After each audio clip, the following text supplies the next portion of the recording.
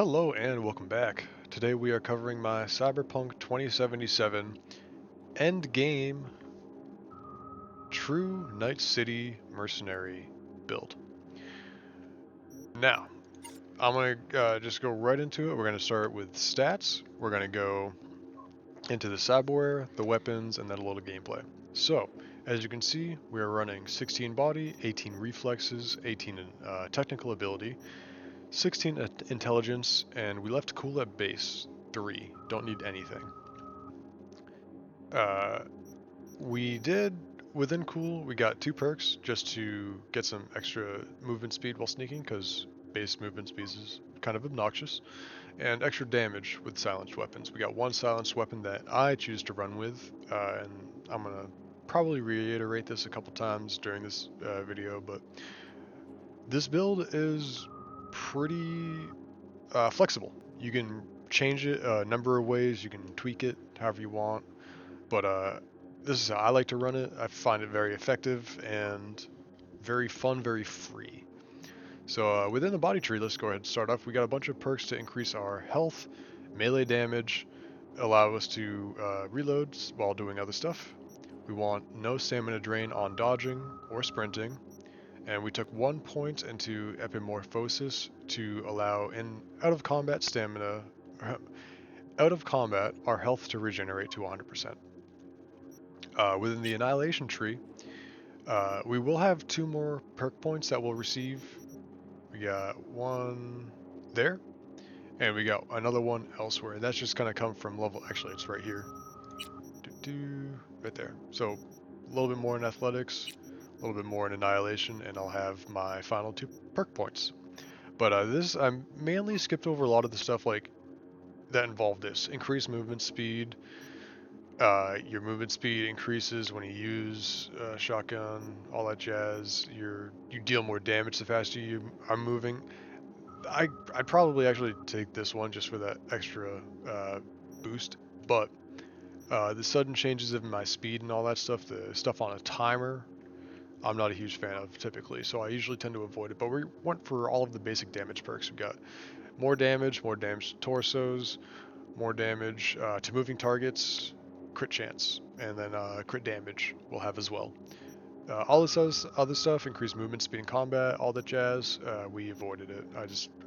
You can take it if you want. If you're heavy into shotguns or light machine guns, you use it. Street brawler we avoided.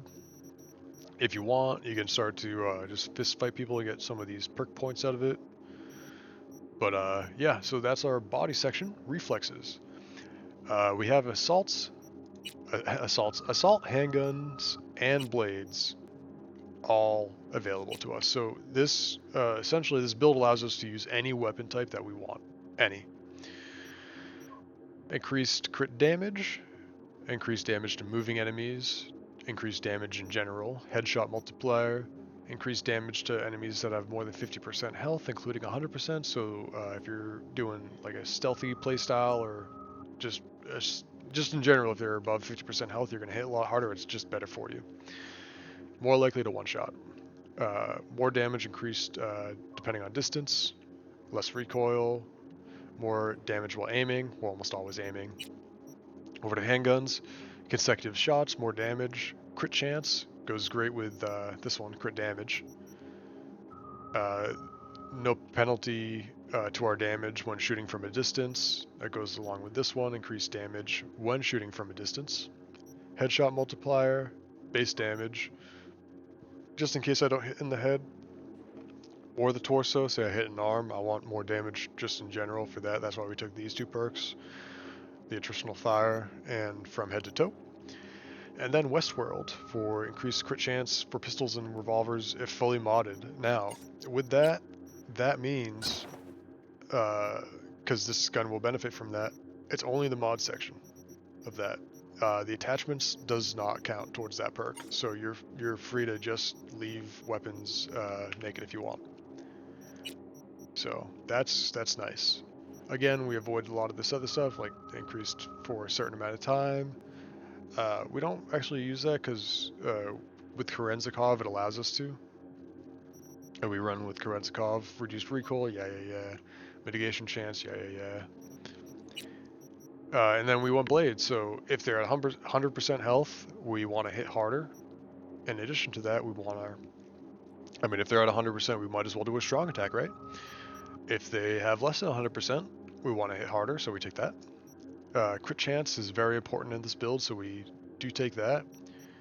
Uh, you could actually kind of skip these two if you want 3 extra points. Counterattacks are kind of rare, and defensive attacks even more so. They're dependent on you. But you do want the increased armor while running. Reduce stamina cost just for the heck of it. It's nice to have very little stamina drain. So running and dodging and no stamina cost to those two. Less stamina cost to swinging our sword in general, and our sword actually has a stat on it which reduces the amount of stamina used to swing it just at base, so that's always nice. And while wielding a blade, which we will do a fair amount in this build, defeating an enemy just restores 20% health and increases movement speed. That is just for extra survivability. The movement speed, I'd almost rather it not be there, but it's kind of nice when it is.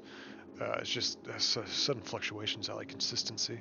But you want this because of the 20% health restoration. That's going to be real nice with the blade for reasons I'll get into later.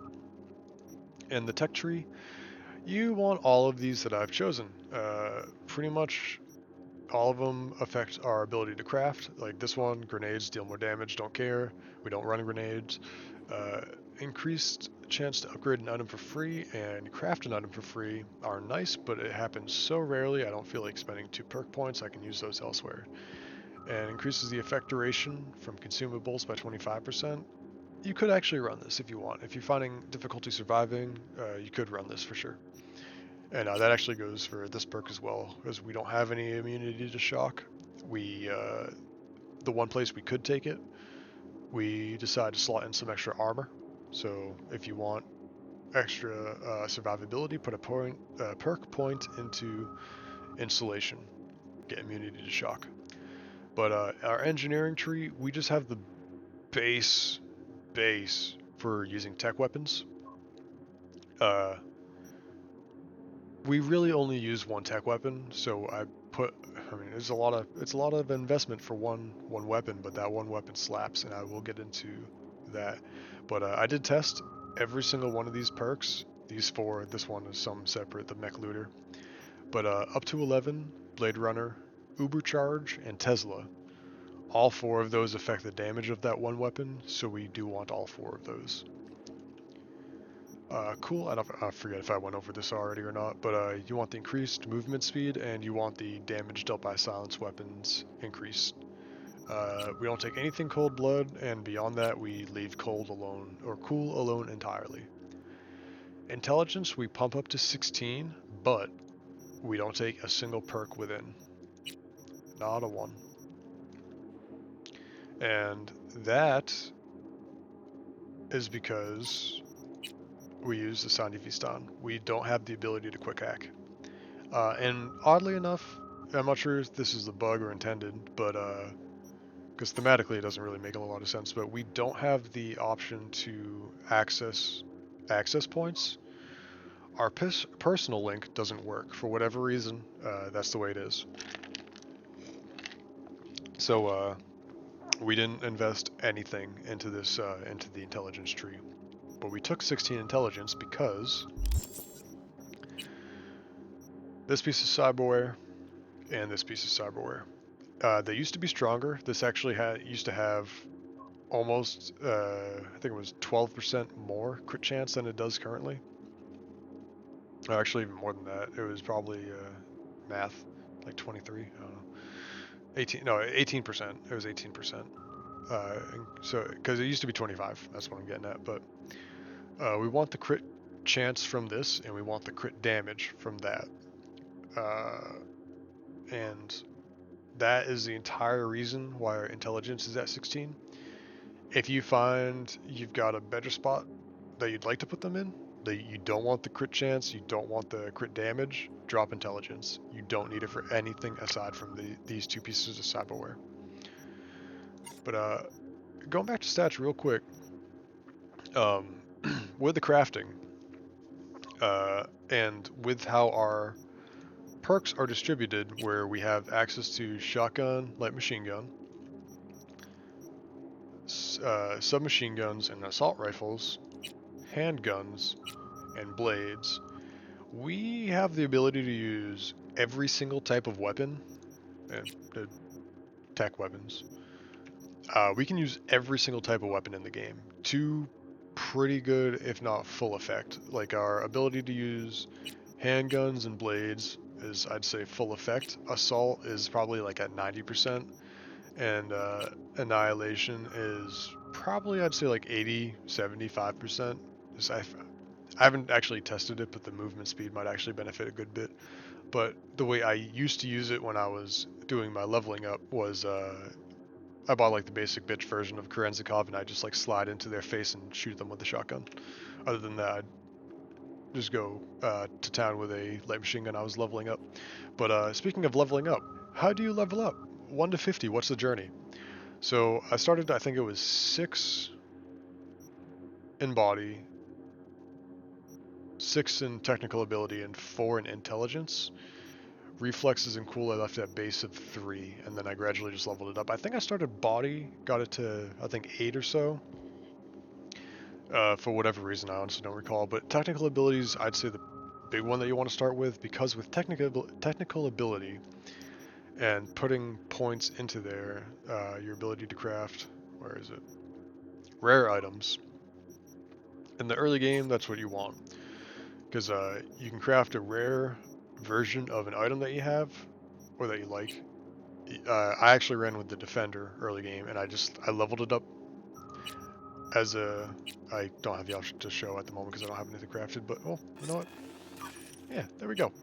So I mean, mine didn't look nearly this good, but when I was, I think, about 15 or so, I started putting upgrades into this gun, and I basically had it going the entire way up to max, or not to max. I think I replaced it around 30.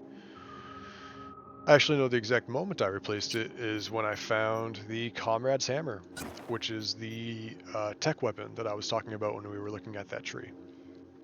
And before I get like super sidetracked with all of this other stuff, let's hop back into cyberware. So our cyberware, we have. I forget. It no longer shows me what the requirements are, but body 16, reflexes 18, tech ability 18, intelligence 16 is what you need for all of these to be able to wield every piece of cyberware that I have equipped. You have 10% increased, or not increased, you have 10% health after defeating an enemy. You've got a base increase to your crit chance by 7%, a base increase to crit damage by 30%. Second heart is really nice. I know you need 16 body for that. You can be killed as you're rising after your first death. When this activates and you're rising again, you can be killed during that time. It is for that reason that I would recommend activating Sandevistan or Kerenzikov as you're rising to slow down time and give you more of a likely chance to escape. Because if you have a couple enemies that are right on top of you, you could just die because they're on top of you, and point blank distance, you're dead. You want I think it was 15 body for this. It was really useful. You want cyberware cooldowns. It used to say only affected circulatory system cooldowns. Now it's across the board. It affects Sandevistan, it affects our optical camo, it affects the biomonitor, which it already would, but and second heart as well. But this is fantastic. If you can reduce cyberware cooldowns, cyberware is great, so it's just going to benefit you. This is another addition to our survivability, like how the second heart is. This, when we drop down to 15%, it just boosts us right back up to 60%. It's very, very nice. And once again, the cooldown is adjusted by the bioconductor. With the immune system, everything cyberware-wise is based off of your cool stat. We have 3 cool stats, so we can't use anything. The immune system, I think, required 12 body, so it's the one piece of cyberware that we were able to slot. And then we do have the legendary Kerenzikov and the epic Nano Relay. There is no higher tier version of the Nano Relay, but this allows us to have our Kerenzikov and Sandivistan durations extended by 2 seconds. And that's really nice, just to have an extra 2 seconds of slow time. Why not? I will say, with that, the Nano Relay bumps the Sandivistan slow time to 25% to 14 seconds. The 15-second cooldown does not start until those 14 seconds are up. So it'll be 13, 14, and then it starts with the cooldown of 1, 2. So you don't get it as you activate it, which is unfortunate. That'd be busted. 1 second cooldown on Sandy Vistan naturally? Oh, please. But moving on. Subdermal armor, the legendary variant for a extra 300 armor, flat. That's just nice to have. Survivability is an issue. I'm currently on the really hard difficulty, and while I have no issue killing people, they have little issue killing me.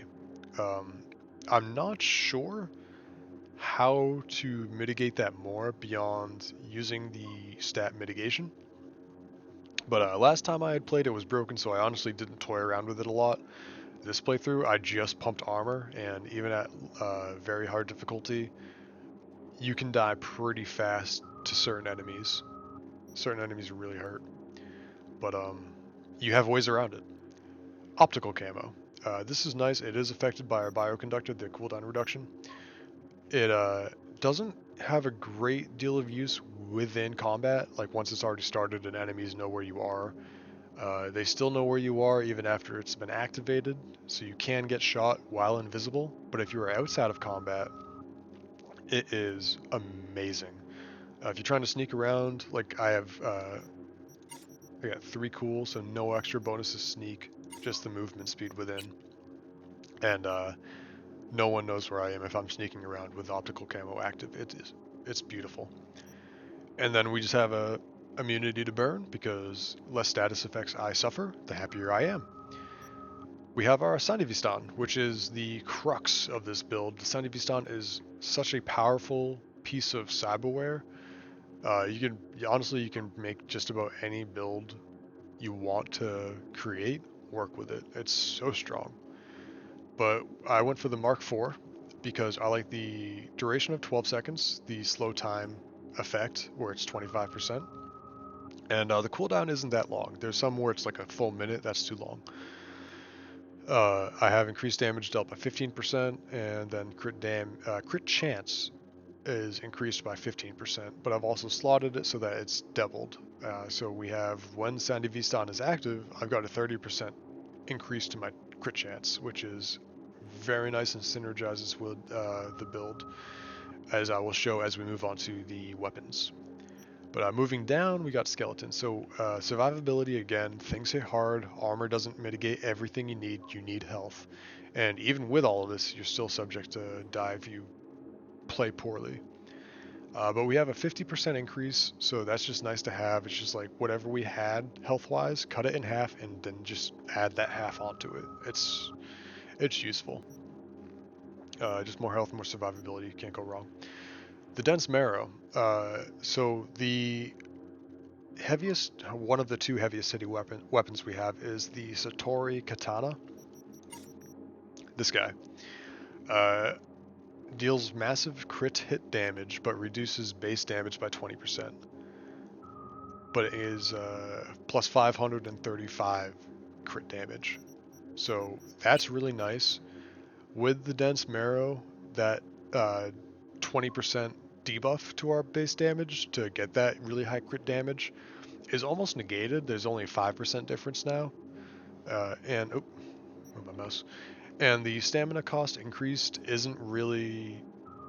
It doesn't matter. I'm not worried about it, because not only do we have the 50% reduction from the perks and the blade tree, we also have the katana itself is minus 25%.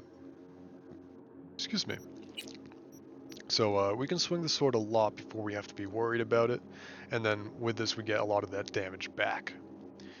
One of my favorite pieces of cyberware, it's not a cyberware piece, it's a tattoo, but it's within the cyberware section, is the dermal imprint for the tiger claws.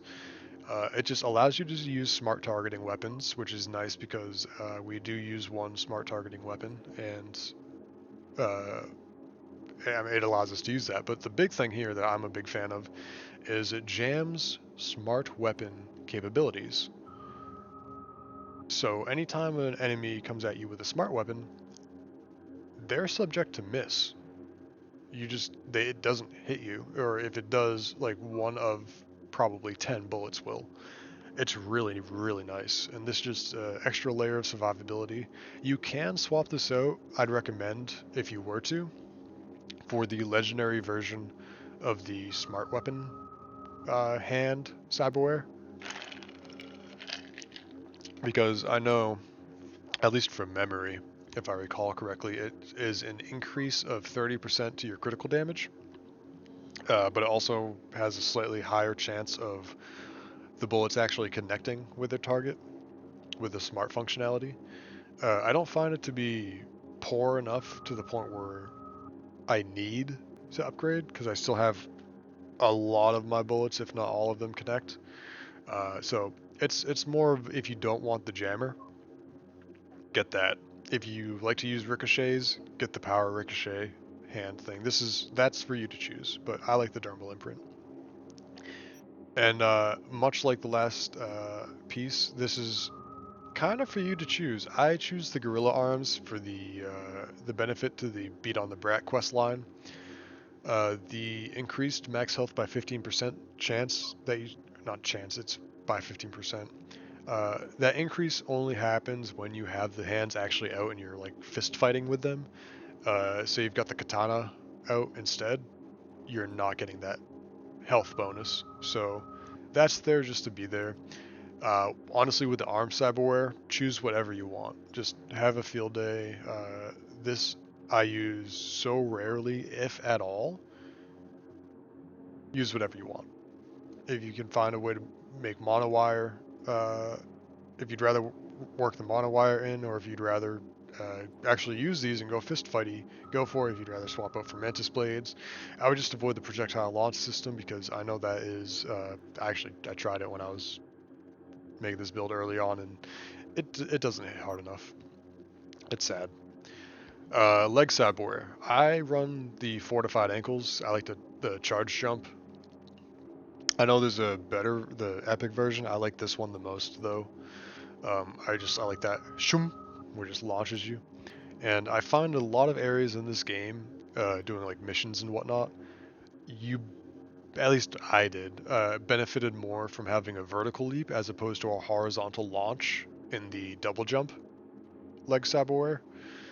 Uh, I like the launch jump, the charge jump far more. There's far more instances where I feel like I've benefited from being able to leap vertically than where I've needed to close a gap horizontally, because these still are able to close the gap if you're able to just charge it down, sprint forward, and then release it. If you get that timing right, you can cover almost the same amount of distance. It is less, but it's close enough where I feel it's not worrisome.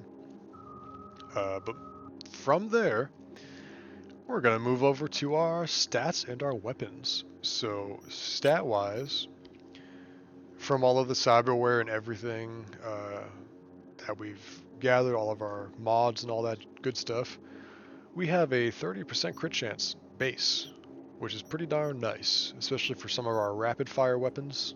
That's really nice. 81% crit damage is not too shabby on top of that. We've got natural resting 2000 armor, almost 2100, and close to 700 health. So not too shabby. Again, on very hard difficulty, this means not nearly as much as you'd like it to. You're still very easy to, or very susceptible to death. But I will say, I don't know if I've already said this, but mitigation chance, I'm not sure how strong of a stat that is. And the last time I really played the game, when it launched, it wasn't a worthwhile stat to invest in. It didn't work. So if it does work now, and it is better if you're aware that it's better, maybe pump this instead of armor or do like a healthy split between the two. But as far as I'm aware, I just went with the armor because of what knowledge I have. I don't know if that works or not, so I just went with the armor. But yeah, so pretty good stats, base 30 crit.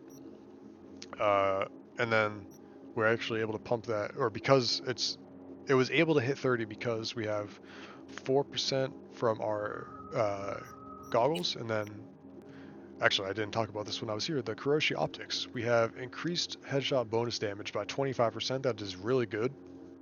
I do know that you can buy at least 2 more of them. I don't know if all 3 will stack though. I know the crit chance does. I haven't tested the damage from the headshot bonus though. But we have 4% crit chance total from the Kuroshi Optics. In addition to the 4% from here, a nice little 8% boost. And actually, oh, surprised it doesn't read there. Oh, I know why. So now that I have, you saw that we had a 30% chance to crit. Because we have a revolver out, we're now at 32%. And that is because, what was it?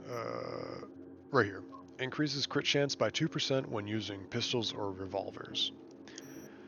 Oddly enough, Blades has the exact same thing, the exact same spot, but when you equip the blade, you'll notice we'll still be at 30%. So for whatever reason, that 2% doesn't work, or just doesn't register or whatever, which is unfortunate, but it is what it is.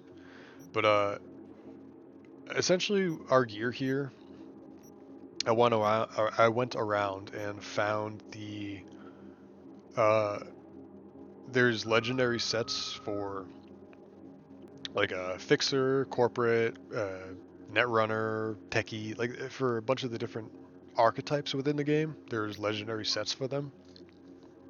I went around, found those, crafted what I could, and just compared the stats. Fully upgraded. Can't upgrade anything further. And basically, you just maxed out the amount of armor that I could have on this character. And if you are able to get your armor higher than that, that's fantastic. 25 to 73 is actually more than it is normally because I've got the katana out. That is from the 30% increase while moving. I wasn't moving, but yeah, whatever. But you want a ton of armor. Uh, you really want that armor, especially on very hard difficulty. But going back to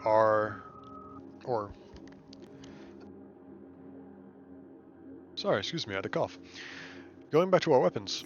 Now, with this build, you're able to use any type of weapon that you want.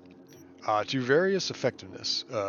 For instance, with the shotguns, we don't have all of the perk points that we'd want. Honestly, like I'd probably put I'd really hope for like 3 more perk points. Get the other 2 here, get that one there, and then see how that fares. Because some of those other stats I'm personally not a big fan of. If you like shotguns and you like those other perks, or even like handguns, blades, all that jazz, all those other weapon types that I didn't put the perks into, like if you like using assault rifles or submachine guns and you hide behind walls, behind cover a lot, use it. I don't, so I didn't, and I liked being able to spread it out. And with these perk points spread out as they are, I'm still able to get the results that I desire. But the point is, you're able to use any weapon type that you want. Power weapon, tech weapon, smart weapon, shotgun, light machine gun, submachine gun, rifle, handgun, blade. Anything is on the table. It's really nice. Real quick, for as far as stats calculation goes, it's a little tricky. So you've got a 30% base crit chance, and I'm just going to use crit chance as the way to explain this. If I go over to this revolver, it has a base 17% because I've got it slotted with an extra 12. So normally it would just be a 5. Now if I go and I draw the weapon and I hold it in my hand, it's ready to fire, you'll notice all of a sudden that has skyrocketed. Excuse me. It's 11% higher. And that is because within our handgun tree, we have increased 5% crit chance for it being fully modded, which it is. The sight and the muzzle don't count. And then we have 6% just from this perk. And it only shows up when you have that in your hand actively. Like, it's in my hand, the stats are different, because it's taking those into calculation at this point. So it's a little kind of tricky on how that works. So if you were confused on it, that is how that works. And we got that 32 again. But yeah, so essentially this build, you're a little squishy, because if you aren't have very hard difficulty, if you want to dock this down to hard or normal, you'd fare far better in terms of survivability. You're still incredibly strong. You're actually like way stronger because enemies have less health. And just as a way to demonstrate, let's get some props on it. Now, what you want to do a lot for this is you're going to want to activate, because you're toying with cooldowns. You got Sandivistan that you can activate. You got Socher because it's got bullet speed time and everything happens slower. Aside from your reload, you can reload really fast in Sandivistan. When you're in Kerenzikov, not so much. It is very slow in Kerenzikov. So if you're looking to reload in slow motion, Sandivistan is your best friend. You want to rotate between Sandivistan, Kerenzikov, and your invisibility.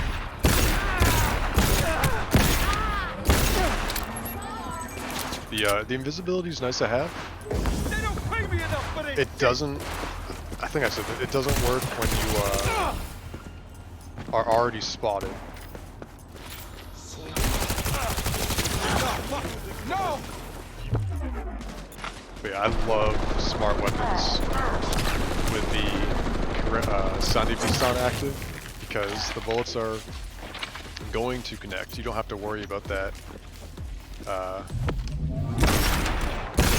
travel distance all of a sudden, because the bullets know where they're going. There, we can go ahead and swap weapons up. This is actually really cool. So, the Comrade's Hammer, very strong. With the effect, it's only got one bullet in the chamber. Pairs incredibly nice with this. So, just as a base, this gun deals double damage always, just because it wants to, and that's kind of silly. Oh, where's the setting? So, insane amount of damage. I didn't actually look at that number there. 14,000, not a crit. 44,000 crit. But look how quickly we reload. It's very, very fast.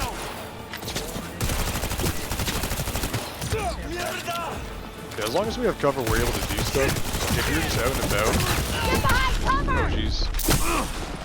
Yeah, we just got our max stat came out of nowhere. Just triggered our 15% bio monitor. And I will say the tricky thing with max stat is they do have that thing where they zip around a lot in place, so it's kind of tricky.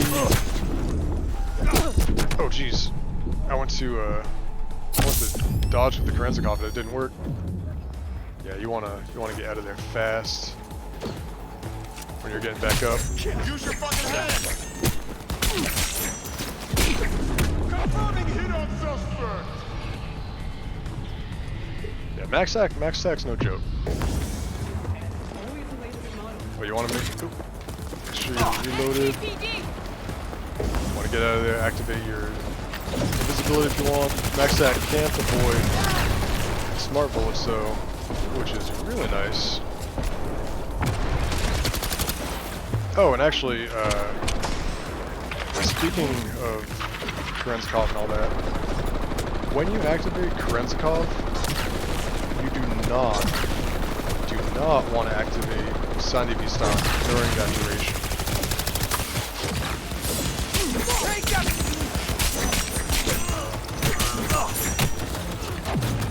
Because when you activate Kerenzikov, if you activate Sandy Vistan while Kerenzikov is active, you will you'll kind of double down on the cooldown timer. It's a little weird.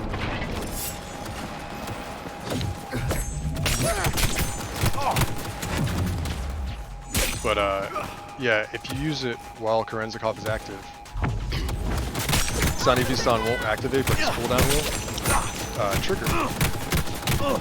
And all of a sudden, yeah, see, like Maxac hurts a lot. That thing's guns were not doing the turret was not doing nearly as much. Maxac hurts.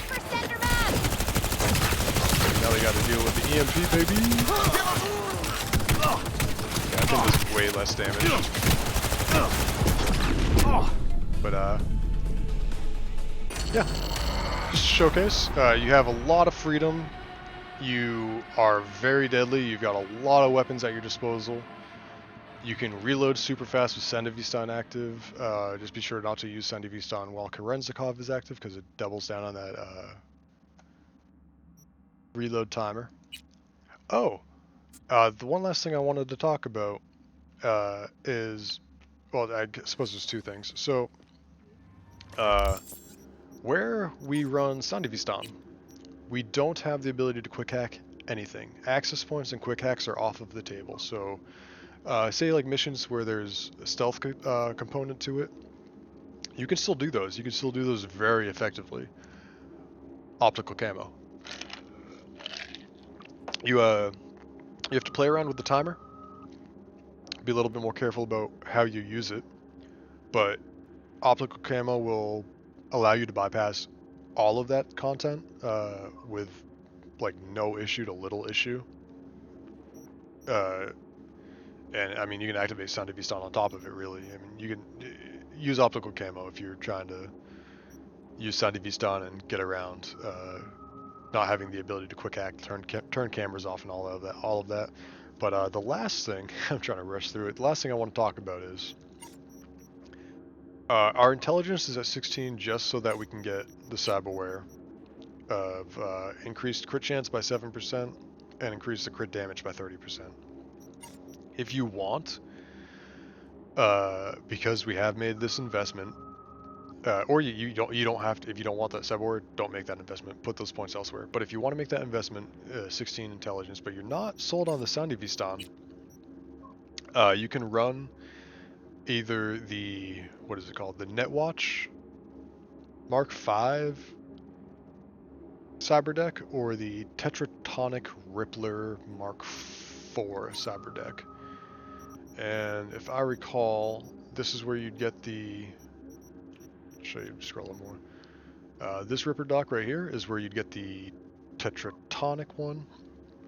And this Ripper dock right here is where you would get the Netwatch one. Those might be swapped. I might have swapped them in my head, but you want to go to one of those two Ripper docks for one of those two cyber decks.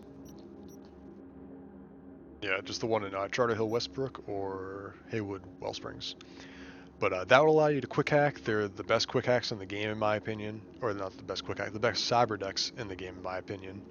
And you do have the intelligence stat to use both of them, so you can swap it freely as you like. During missions, if you want to run around and be all stealth like John Wick, just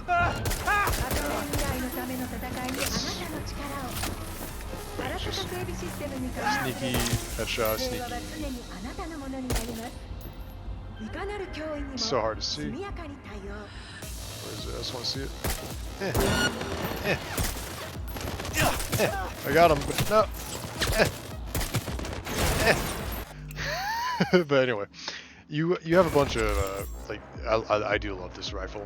This is sneaky, but you got shotgun, crazy tech revolver, standard revolver with electrical damage. I actually really like this, and this is one of my favorite weapons in the game, the Yinglong. It's a fully automatic smart weapon, which is kind of rare. A lot of them are burst fire, and oh, dude, I love it. Love it, love it, love it. But yeah, that's actually gonna be it. And I hope you liked the build. If you did, let me know. If you found a way to tweak it, make it even stronger, let me know. But yeah, till next time, I hope you guys enjoy.